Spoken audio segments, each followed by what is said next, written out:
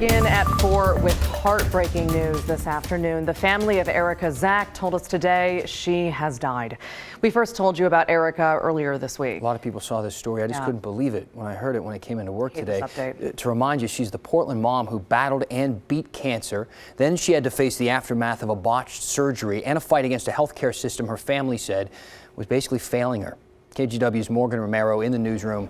Just a tragic development, Morgan. You guys, it's an awful story. Erica Zack was waiting for a liver transplant for 15 months. And finally, miraculously, she got the call she'd been waiting for yesterday. But Erica's body was so weak, she died during surgery in the middle of the night. Today, her family is devastated at the loss of a beautiful wife, mother, daughter, sister, and friend. Erica's husband, Scott Powers, said in a statement, they were so excited and rushed their daughter in to spend a half hour with Erica. She quickly went into the OR, but deep into the surgery, her body apparently couldn't handle some of the trauma. She died in surgery. He said their family wants to express their deepest gratitude to everyone who supported them and Erica through these very difficult weeks, months, and years. Despite the odds, Erica beat stage 4 colon cancer just months after having her daughter. But she underwent a botched surgery that left a fist-size hole in her liver. Erica had to get a new liver, or she'd die.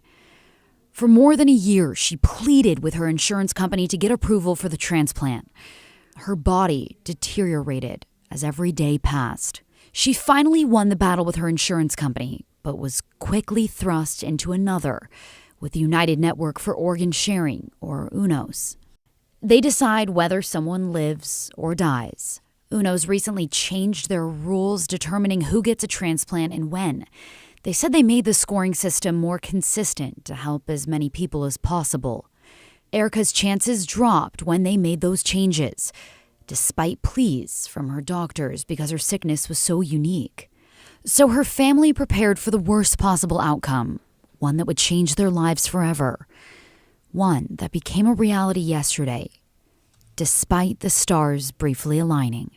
Her husband said, quote, through her perseverance in life, Erica embodied hope and set an example of strength.